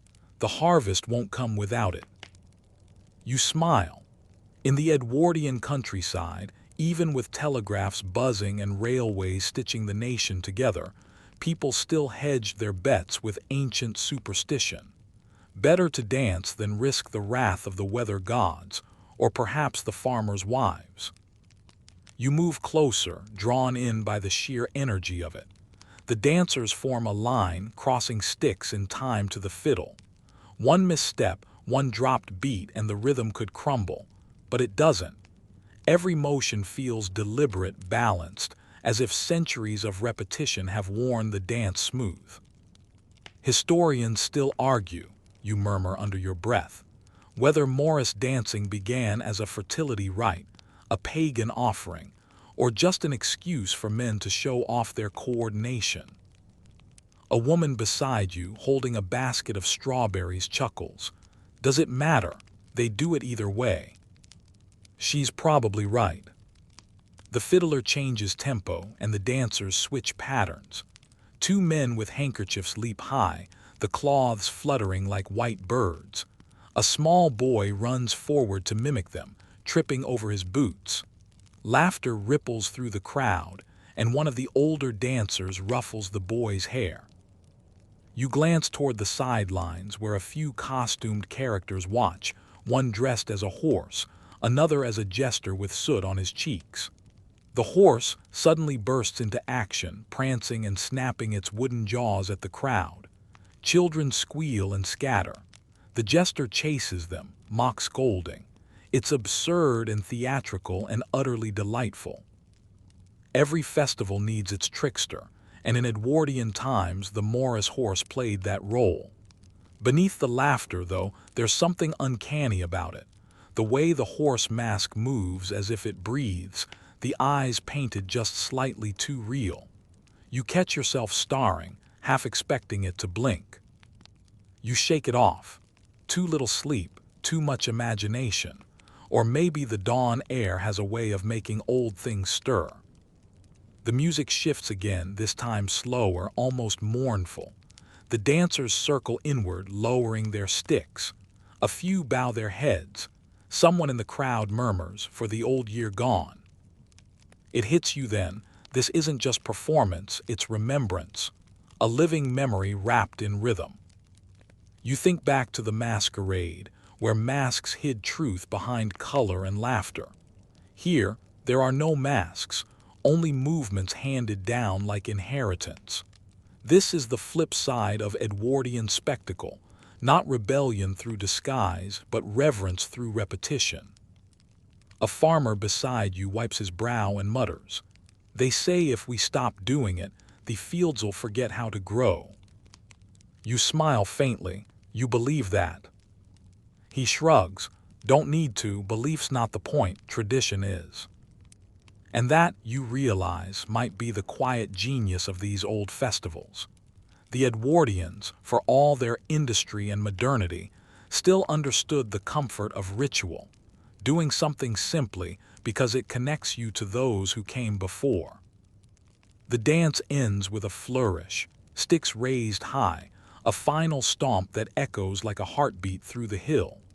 The fiddler's bow hangs midair for a second before dropping to his side. Applause ripples through the morning, and the dancers grin, breathless and sweaty. The leader, a tall man with a faded sash, steps forward. "Ladies and gents, that's our last for the day. We'll be at the Green Dragon if your feet fancy another jig, or your throat a pint." The crowd laughs, dispersing slowly. Someone hands out scones, someone else pours cider into tin cups. You accept one, the drink cool and tart. The sweetness lingers on your tongue as you sit on the grass, watching the dancers pack up their ribbons and bells. A young girl collects dropped flowers and braids them into a crown, humming a tune that's probably centuries old. The air feels lighter now, charged with the afterglow of something half-remembered. You think about how quickly this world will vanish, how within a decade, so many of these men will trade their ribbons for uniforms, their sticks for rifles. The thought darkens the edge of the morning like a cloud crossing the sun. But for now, the laughter holds. You stand, brushing dew from your sleeves, and glance once more at the field. The jester has removed his soot, revealing a face younger than you expected, barely 20 if that. He catches your gaze and grins. "First time seeing it?" he asks. "Yeah," you admit. "Didn't expect it to be moving." He nods. "It's meant to be. That's how we remember we're still alive." With that, he shoulders the horse costume and waves goodbye. You watch him disappear down the path toward the village, bells still faintly jingling in rhythm with his steps. The sound fades, but it doesn't vanish. It lingers in your head like an echo you'll never quite forget. The Edwardians might not have known it, but their love for ritual wasn't just nostalgia. It was defiance. In a world rushing toward modernity, they carved out small, stubborn spaces where time could stand still. You take one last sip of cider, let the warmth settle in your chest, and start walking again. The road ahead is long, but the bells follow you for a while, until they blend with the hum of wind and the whisper of history, carrying you gently toward the next forgotten festival. The bells have faded, replaced by the rhythmic thud of your footsteps on a dirt road that winds downhill toward a valley. The morning light has grown stronger now, painting the landscape gold. You pass a line of hedgerows bursting with foxgloves and notice something fluttering in the breeze ahead: bunting. Long strips of faded fabric hang between wooden poles, marking the edge of another gathering. As you get closer, the faint sound of voices carries on the air, shouting, cheering, the unmistakable din of competition. And then a whistle pierces the quiet, followed by laughter and applause. Welcome to the Edwardian Village Fair, the chaotic heart of rural summer. You step through the crowd, past stalls piled high with homemade jams, ribbons, and questionable pies. The smell of roasted chestnuts mingles with horse manure and sweet cider. There's a brass band trying valiantly to stay in tune, and a group of children racing to climb a greased pole, while a man in a bowler hat calls out encouragement that's equal parts helpful and heckling. The fairground is alive in a way few things are. It's where rich and poor mingle, where farmers rub shoulders with factory clerks, where the vicar pretends not to see the fortune-teller's tent, but slips her a coin anyway. "Go on, love, have a go," a woman calls from behind a coconut shy. You watch a young man throw ball after ball, missing spectacularly every time. His friends cheer as if he's performing some noble act of heroism. You can't help but laugh. It's impossible not to. Nearby, a small stage has been set up for the Great Flea Circus. You lean closer, expecting a trick, but the tiny wagons and miniature trapeze are dead serious, or at least, the showman running it is. He peers at you through a magnifying glass and says solemnly, "Watch closely, my good sir, or madam. The performers are rather shy." He gestures to an invisible acrobat supposedly leaping between carriages. A few children gasp in delight. The adults exchange amused glances but clap all the same. You find yourself applauding too. The Edwardians loved this sort of thing: miniature marvels, mechanical curiosities, and the kind of whimsy that lived halfway between science and nonsense. You catch sight of another stall boasting, "Electrified hair tonics, harness the power of lightning for luxurious locks." The sign crackles faintly thanks to a hidden battery. Historians still argue, you muse, whether fairs like these were genuine celebrations of progress or just distractions from the monotony of Edwardian life. Maybe both. You wander toward the racing green where a man in a flat cap is shouting at a line of competitors holding, of all things, pigs. The animals snort, wiggle, and refuse to line up. "On your marks," he bellows. "Get set, Go." Chaos erupts. Pigs scatter in every direction, children shrieking with laughter as the contestants chase after them through the mud. One woman actually catches hers by diving headfirst into a puddle. The crowd roars approval. You glance at the man beside you who's biting into a toffee apple. "Is this normal?" you ask. He grins. "Perfectly. Wait till the egg and spoon race starts. It gets violent." You chuckle, imagining Edwardian gentility dissolving into mayhem over a spoonful of boiled egg. For all their talk of etiquette and refinement, the Edwardians were masters of ridiculous fun. A little further along, a tent painted with stars and moons advertises Madame Celestina, seer of futures, whisperer of the veil. You hesitate for only a moment before ducking inside. The interior smells faintly of incense and damp velvet. A woman sits behind a small round table, her hair piled high in curls that glimmer with silver powder. Her eyes, sharp and knowing, study you over a deck of worn tarot cards. "You've come a long way," she says softly, "further than most who wander this fair." You smile. "You could say that." She begins to shuffle the cards, her bracelets clinking like wind chimes. "You want to know if you'll find what you're looking for." You tilt your head. "And will I?" She lays down 3 cards, the wheel, the tower, and the fool. Her eyes flick upward. "You already have." You wait for her to elaborate, but she just smiles, tucking the cards away. Some roads don't lead forward, they circle back. You leave her tent thoughtful, blinking at the sudden sunlight. Maybe she says that to everyone. Maybe she doesn't. Outside, a new event is starting, the tug-of-war. 2 teams of villagers strain against a thick rope, their boots digging deep into the grass. The crowd chants encouragement, half drunk and entirely happy. A few dogs bark in excitement. The losing team collapses in laughter as they're pulled forward, tumbling into a heap. You can't help but admire it. The joy, the absurdity, the collective refusal to take anything too seriously for one afternoon.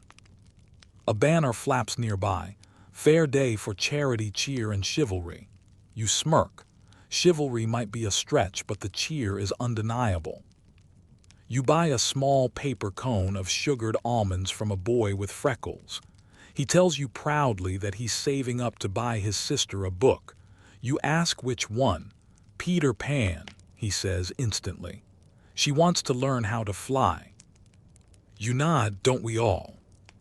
The boy grins and darts off, disappearing into the crowd. As the afternoon wanes, the fair begins to shift in tone. The light softens, the band's music slows, and the games wind down.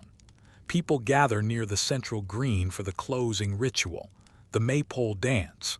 Ribbons of red, blue, and gold hang from the tall wooden pole. Children and adults take hold of them, weaving in circles as the music swells. You watch the patterns form, spirals and braids, chaos transforming into order through motion.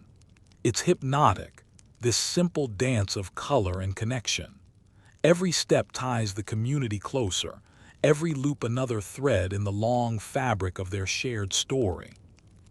And perhaps that's the real heart of these fairs, not the prizes or the contests, but the moment everyone moves together, bound by something deeper than amusement. The music ends on a lingering note. The dancers cheer. Someone lights the first lanterns of evening. You stand there for a moment longer, watching the ribbon sway gently in the breeze. The crowd begins to disperse, the fair slowly folding back into ordinary life. The laughter still echoes in your ears as you turn away from the green and begin walking once more. The road ahead darkens, but your heart feels lighter somehow. You think of the fortune teller's words, roads that circle back. Maybe she was right. Maybe the point of history isn't to reach the end, but to remember how it feels to dance along the way. By the time you leave the valley, evening is settling in, a velvet dusk with streaks of rose and copper fading behind the hedgerows. Crickets hum in the fields, and a faint scent of wood smoke threads through the air. You follow it downhill until the first flickers of firelight appear through the trees.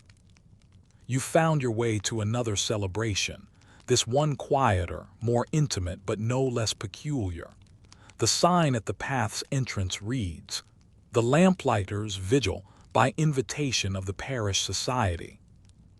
A vigil sounds solemn, maybe even sacred, but what greets you is something far more charming. Dozens of lanterns, each handcrafted, swaying from branches and shepherd's hooks. Some are simple glass jars. Others are miniature works of art, painted with constellations, covered in pressed flowers or shaped like ships and stars. The air glows with their warm, honey-colored light. Children dart between them, giggling, their faces flickering in and out of the shadows. Adults stand in small groups, talking softly, cups of tea or cider in hand. At the center of it all stands a great bonfire, built carefully but not yet lit. You wander closer, drawn by the low hum of conversation. A woman in a shawl offers you a lantern of your own, plain but sturdy, with a stub of wax inside. "Light it when you're ready," she says, "and let it go when you remember something worth keeping." You nod, though you're not entirely sure what that means. The Edwardians loved their vigils and processions, half spiritual, half social, entirely symbolic. In this case, the Lamplighters' Vigil marked the turning of the season, a reminder that light could survive the gathering dark. A young man strikes a match and touches it to the bonfire. Flames bloom like sudden laughter, crackling upward. Faces glow gold in the firelight. Even the shyest villagers step forward to watch. Someone begins to sing, a slow, wistful tune about nightfall and hope. It's not a hymn exactly, though it might have started as one generations ago. The melody is soft enough that you almost feel it rather than hear it. You find a quiet spot near the edge of the gathering, holding your lantern. The fire's warmth brushes your skin, and you feel the day's fatigue seep out of your bones. Nearby, an old man with a pipe sits whittling something small and delicate. You watch as he shapes the wood with sure, rhythmic strokes. Finally, he looks up and nods to you. "Never seen you at one of these," he says. "I'm just passing through." He smiles, "Aren't we all?" You glance at his work, a small wooden bird. "That for the fire?" you ask. He shakes his head. "For the river. When the flames go low, we take what we've made and send it drifting downstream. Gives the light somewhere to go." It's oddly poetic. You picture dozens of little carvings and lanterns floating away under the stars, each one a tiny universe adrift. The singing fades, replaced by a gentle silence. One by one, people begin to light their lanterns from the bonfire's edge, carrying them to the nearby river. You follow, stepping carefully through the grass until the cool air of the water's edge brushes your face. The river itself is narrow and slow-moving, a ribbon of dark glass under the moon. Reflections of lanterns shimmer across its surface like restless fireflies. A small girl stands beside you, her curls glowing in the light of her lantern. "You have to make a wish," she whispers seriously, "or it won't float right." You smile. "What are you wishing for?" She hesitates, "For everyone to stay." Then she sets her lantern on the water, and it drifts gently away. You hold your own lantern for a moment, unsure what to wish for. The Edwardians probably used to wish for good harvests, fair weather, or safe travels. But tonight, in this soft, dreamlike quiet, you find yourself wishing for something simpler, that these moments, this gentleness, this fleeting light, might somehow last. You lower your lantern to the river. It rocks once, twice, then begins to float, carried slowly by the current. Around you, dozens of others join it, creating a drifting constellation that glides toward the bend where the trees lean low. A hush falls. Even the crickets seem to pause. It's a rare kind of silence, neither empty nor mournful, but full of breath and meaning. The old man from before steps forward and places his carved bird into the water. It bobs once, wings up, before catching the faintest spark of reflected firelight. Historians still argue, you murmur softly, whether ceremonies like this were rooted in religion or nostalgia. Maybe both, maybe neither. Maybe it was simply about beauty, the human need to turn darkness into something glowing. The fire behind you burns lower now, its orange light merging with the amber glow of the lanterns. The crowd begins to hum another tune, wordless this time. A few people sway gently, as if rocked by the rhythm of the water. You tilt your head back and look at the stars. They seem closer here, less distant than usual. For a brief, fleeting second, it's easy to believe that the lanterns below and the stars above are part of the same sky, reflections of one another. Someone nearby says quietly, "If you watch long enough, you can't tell which is which." You glance toward them, but they're just a silhouette now, fading into the dark. The fire pops, a shower of sparks rising like tiny comets. Children gasp, adults smile, and the night deepens around it all. When the last lantern disappears around the bend, the crowd begins to drift away. The vigil has ended, but its afterglow lingers, a warmth in the chest, a hush in the air. You stay a moment longer, watching the river carry its soft burden of light. Then, with a final glance at the dying fire, you turn back toward the road. The world feels quieter now, not empty but listening. Somewhere behind you, the last lantern flickers once, then goes out. But the warmth of it remains, just enough to guide your next step forward, deeper into the twilight of Edwardian memory. The path winds through fields silvered by moonlight, the hush of the river fading behind you. Crickets trill, and the damp air carries the scent of hay and wood smoke, a familiar Edwardian mixture of countryside comfort and quiet industry. You walk until the faint pulse of drums reaches your ears, deep and steady as a heartbeat. Following the sound, you crest a low rise and stop short. Below, in a hollow of the fields, a ring of torches burns bright. Around them, men and women in simple clothes move in slow circles, each carrying something: branches, sheaves of wheat, and oddly enough, loaves of bread. A whisper from someone nearby drifts to you. It's the Loaf Mass Eve, Lammas night. The Lammas festival is one of those strange hybrids, half Christian Thanksgiving, half pagan harvest rite, still lingering by sheer force of habit.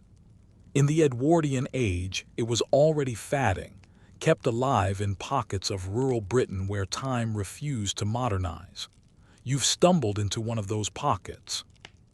The smell of freshly baked bread hits you, rich and comforting. A long table stands nearby, covered with loaves of every shape, plated, round, crescent, even one shaped like a sheaf of wheat. People add to it one by one, murmuring small blessings. A woman in a green shawl notices you watching and gestures for you to come closer. "Don't just stand there, love. Take a loaf to the pile. It's good luck." You look around awkwardly. "I didn't bake one." She laughs softly. "Then offer your hands, that'll do." You join the circle. The air hums with warmth, not just from the torches, but from the steady rhythm of voices. Someone begins a chant in an old dialect, half words you can barely catch. Loaf and life, grain and ground. The sound is hypnotic, steady as breath. As each person steps forward to place their loaf, they whisper something under their breath. You lean in slightly curious. One says a prayer for rain, another for her son at sea. One elderly man simply murmurs, for peace. You add your own silent offering, not a wish exactly, but a thought. For continuity, for memory. The woman beside you smiles knowingly, as if she's heard it anyway. That's a good one, she says. A small boy tugs at her sleeve. Mum, when do we burn it? After the feast, she whispers. You blink, burn it. The answer comes soon enough. Once the last loaf is laid, a tall man in a vest steps forward. The first harvest is gathered, he declares solemnly, holding up a golden sheaf of wheat. We thank the fields for their gift, and we feed the flame to feed the year. The torches flare higher. A hush falls. Then, with ceremonial care, he tears one loaf in half and tosses it into the fire. The flames catch instantly, rising orange and gold, sparks dancing upward like fleeting stars. The crowd cheers softly, a restrained sort of joy. There's reverence in it, but also relief. Harvest means survival after all, and survival deserves celebration. You sit near the edge of the fire circle, watching the flames lick at the bread. The smell is strange, half sweetness, half smoke, but somehow comforting. Someone passes you a mug of cider. It's warm, spiced, faintly bitter. The woman in the shawl sits beside you, hands folded in her lap. They say the fire carries our thanks to the old gods, she murmurs, though the vicar prefers to call it symbolic. You grin, and which do you believe? She shrugs, depends who's asking. You both laugh quietly. The crackle of fire fills the space between you. Historians still argue, you say softly, whether Lammas was truly a Christian festival or a disguised survival of pagan rites. Oh, it's both, she replies easily. That's the best kind of tradition, the kind that refuses to choose. Around you, the atmosphere lightens. Someone produces a fiddle, someone else a flute. Music swells, soft at first, then livelier. A few brave souls start to dance, clapping, twirling, shoes kicking up dust. The children chase each other with bits of straw, pretending to be sprites. Laughter ripples through the night like water. You can't help smiling. The scene is so unpolished, so sincere, it feels almost fragile, like one gust of modern wind might blow it away forever. The woman stands, dusting off her skirt. Come on, then. You didn't walk all this way just to sit. Before you can protest, she grabs your hand and pulls you into the circle. The ground is uneven, the steps uncertain, but the rhythm is infectious. You move in time, laughing as someone nearly trips into the cider barrel. The music speeds up, the fire roars higher, and for a few breathless minutes the whole scene feels timeless. No trains, no telegraphs, no Edwardian progress at all. Just humans dancing because the year has given them food, and that's reason enough. When the tune finally slows, people clap and cheer, cheeks flushed. Someone brings out more bread, this time for eating. Thick slices spread with honey and butter that melts almost instantly. You accept one, and it's delicious. Soft, earthy, alive with the taste of work and warmth. The man with the sheaf of wheat stands again, voice quieter now. Take your fill, he says. Tomorrow the harvest begins proper. Tonight we rest. The crowd murmurs assent. The woman beside you sighs happily. And so it turns again, she says. You glance at the fire, now lower but still glowing fiercely. The half-burnt loaves crackle, sparks drifting up like whispers. You imagine them carrying everyone's hopes into the sky, their prayers for rain, for safety, for a future they can't yet see. As the last notes of the flute fade, the mood softens. People begin to leave in pairs and small groups, heading home under the starlight. The woman pats your arm. "Safe travels, stranger," she says. "You too," you reply. "Thank you for sharing this." She smiles. "You'll carry it now, that's how it lasts." You stay behind a little longer, watching the embers shift and settle. The air smells faintly of wheat and ash. Somewhere in the darkness, an owl hoots, a soft punctuation mark at the end of a long, beautiful sentence. When you finally turn away, the fire flickers behind you, still alive but fading, like memory itself, glowing just enough to guide you onward into what's left of the Edwardian night. The path ahead glows faintly with mist. You walk in silence for a while, the echoes of Lammas still warming your chest. Ahead, lanterns appear, soft globes of yellow light bobbing like will-o'-the-wisps over the hedgerows. As you draw closer, you hear voices, laughter, music, the thump of feet against wooden boards. It takes you a moment to realize you've wandered into a village fair, one of those Edwardian summer gatherings that straddled the line between innocent fun and chaotic revelry. The sign over the gate reads "The Gooseberry Fair," established 1789 in curling gold letters, proudly fatting. You step inside. The air bursts alive with sound and scent, roasting chestnuts, horses, sweat, cider vinegar, and something unmistakably fried. A fiddler plays fast and furious near a painted carousel. Children clutch sugar-sticky paper cones. Men in waistcoats compete to toss hay bales, while a stall nearby advertises fortunes told by genuine gypsy lady, 6 pence only. Welcome to one of the Edwardian era's strangest social events, a place where everyone, from posh landlords to farmhands, came to let loose for one glorious day before returning to the constraints of class and etiquette. A plump man with a tray of small pies sidles up beside you. "Gooseberry tart, sir, or miss, only a penny." You buy one because really, how can you resist a penny tart? It's sweet and sour at once, the kind of flavor that wakes your tongue like a spark. The man beams. "That's the taste of July," he declares proudly.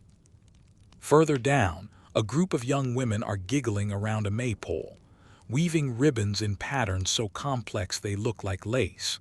You pause to watch. The colors blur red, gold, and blue in a spiral that feels like time twisting itself into a knot. The laughter shifts into song. "We'll dance till dawn and drink till noon," one verse goes, "and blame the gooseberries for every tune." A bit of local wisdom, perhaps. Somewhere beyond the laughter, you catch sight of something odder still. A crowd gathered around a small fenced arena. Shouts rise above the noise, cheers, groans, even the occasional boo. Curious, you push through. Inside, two blindfolded men are swinging sacks at each other, trying to stay balanced on a greased pole stretched over a shallow pond. "Greasy pole contest," a young boy informs you, eyes shining. "They fall in, they lose, winner gets a chicken." The crowd roars as one of the men slips and splashes down, his sack landing on his own head. A cheer goes up, followed by wild laughter. You can't help grinning, it's ridiculous but joyous. Historians still argue whether fairs like this were genuine celebrations of rural unity or carefully orchestrated releases of social pressure. Either way, they were vital, miniature carnivals of absurdity before the world grew too modern, too serious. A little girl tugs your sleeve. "Want to see the parson juggle apples?" You raise an eyebrow. "The parson juggles." "Only on Gooseberry Day," she says solemnly, as if that explains everything. Sure enough, near the cider tent, a balding man in clerical collar is indeed juggling 3 bright apples while parishioners cheer him on. He misses one, catches it under his arm, and bows deeply to applause. He wipes his brow and calls, "Laughter is good for the soul, my friends, especially when it's free." You laugh, and he winks in your direction. There's something beautifully human about it all, how even authority figures loosen their collars under the spell of gooseberries and sunshine. But then the tone of the fair shifts slightly. The music quiets, and a hush ripples through the crowd. A man in a top hat steps up onto a small wooden platform. "Ladies and gentlemen," he declares, "the judging for this year's champion gooseberry grower is about to begin." You realize suddenly that this is not just a fair. It's a competition, one taken very seriously. Rows of glass jars gleam in the sunlight, each filled with carefully picked gooseberries of impossible size and symmetry. A thin, stern woman with a notebook examines each jar, holding it to the light as though she were inspecting diamonds. The crowd leans forward collectively. Finally, she stops at one, a jar whose berries look like tiny green lanterns. She nods gravely. "Mr. Abel Rudge, your gooseberries are this year's champions." A cheer erupts, hats wave, someone fires a small popper of confetti. The winner beams, holding up his jar as though he's just conquered the British Empire. You half expect a royal decree to follow. And in a sense it does. For the fair's grand finale, the champion must carry his winning berries to the village green, where they'll be ceremonially tasted by everyone, as if sharing in his triumph. The fiddler strikes up again, faster now, and people surge after the champion. You join them, caught in the current of merriment. Someone hands you a tiny spoonful of gooseberry jelly. It's sharp and delicious. Amid the laughter, you catch a moment's stillness.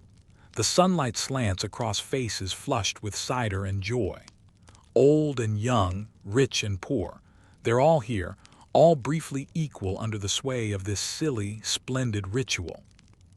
You think of how the Edwardians lived on the edge of two worlds, one foot in tradition, the other stepping into modernity. Festivals like this were their way of holding onto something older, something earthy and communal. The music builds. Someone lights lanterns as twilight deepens. The glow paints everyone in honey-colored warmth, and you feel a soft ache, because you know such nights are vanishing even as they happen. The fiddler raises his bow for one last tune, a reel so fast it's practically flying.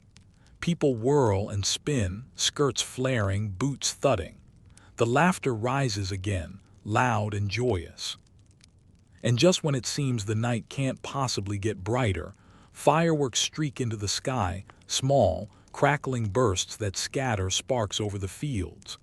The crowd gasps, then claps as the colors fade into the smoke. The fair begins to wind down. Vendors close stalls, children fall asleep against their parents' shoulders, and the scent of trampled grass and cider hangs in the cooling air.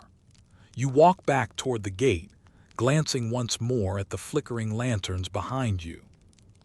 A faint melody follows you out, the same fiddler's tune, slower now, almost wistful. It fades with each step like the fair itself, retreating into memory. As you cross the stile and head toward the darkening lane, you smile softly. The Gooseberry Fair may be fading from history, but for one night you've lived it, sticky fingers, laughter, and all. The moon is high now, pale, steady, and round as one of those gooseberries you just tasted. The path winds into softer countryside again, and you follow it as the laughter of the fair melts behind you. The air feels cooler, tinged with the scent of damp leaves.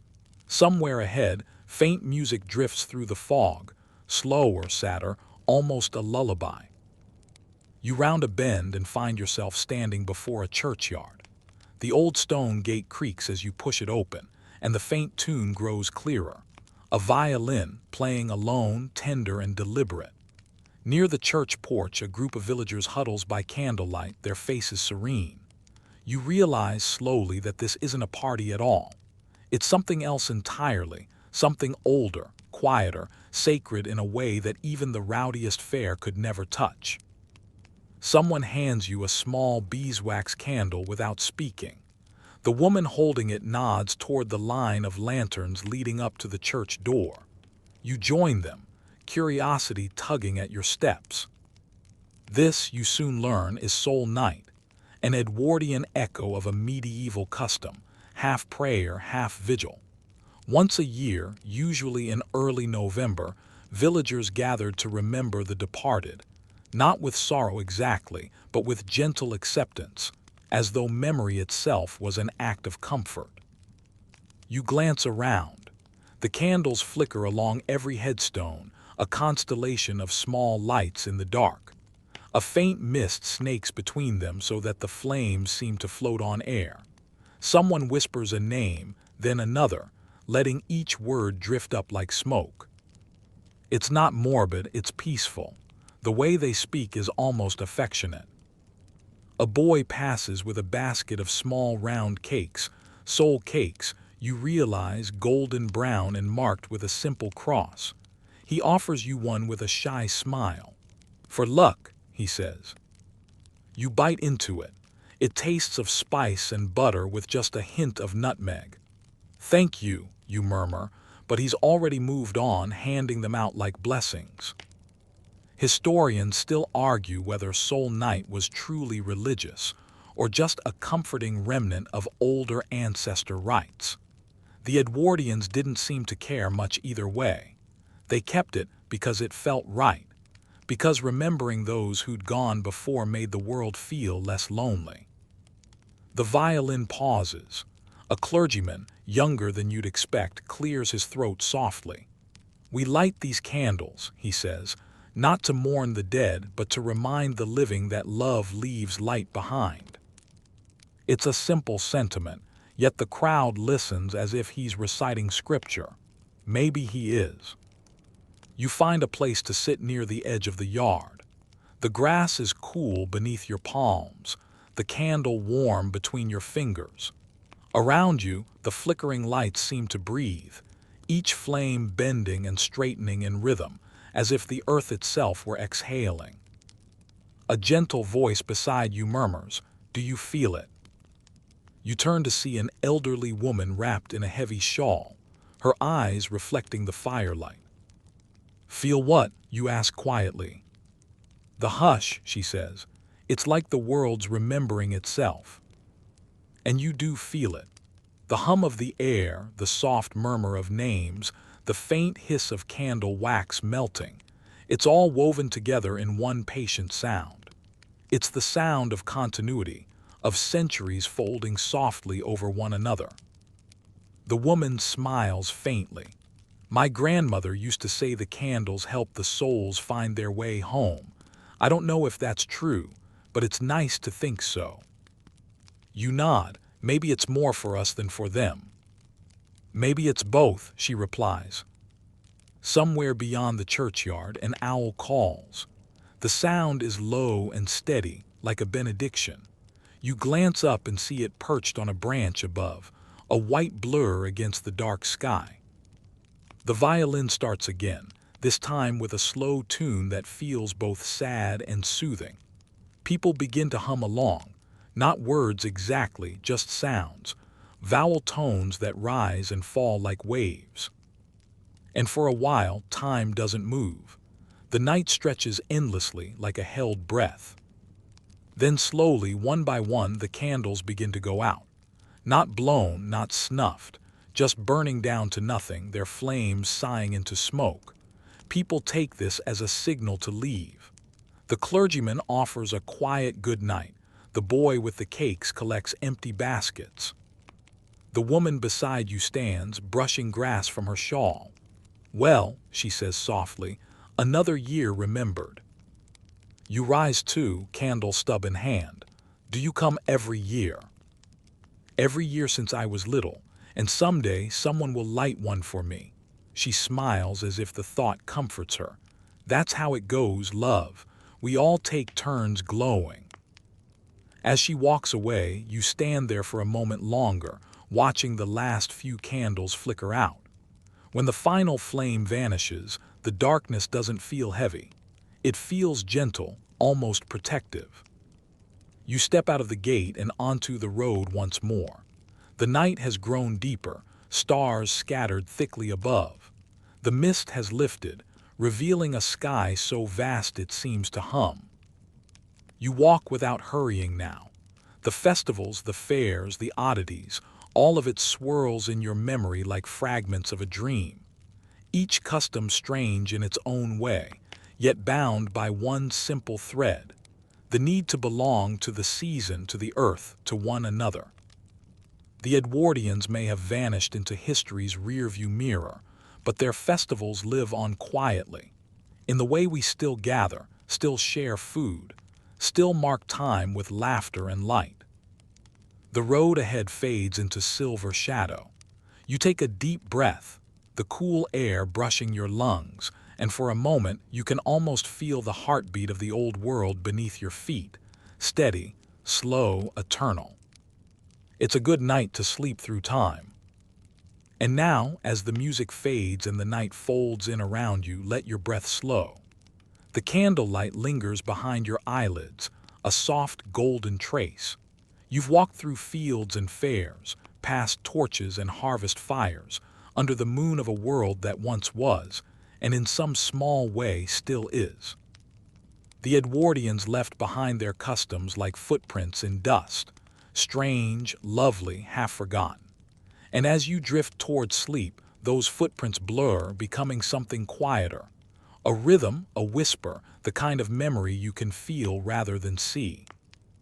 The laughter of the gooseberry fair softens into the hum of crickets.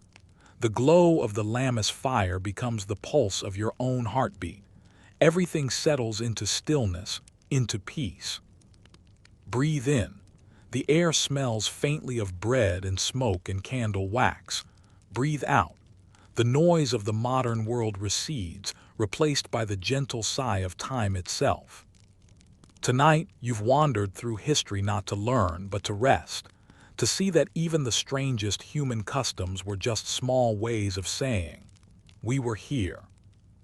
And now you are here too, present, calm, steady. So let go. Let your thoughts scatter like ashes into the night.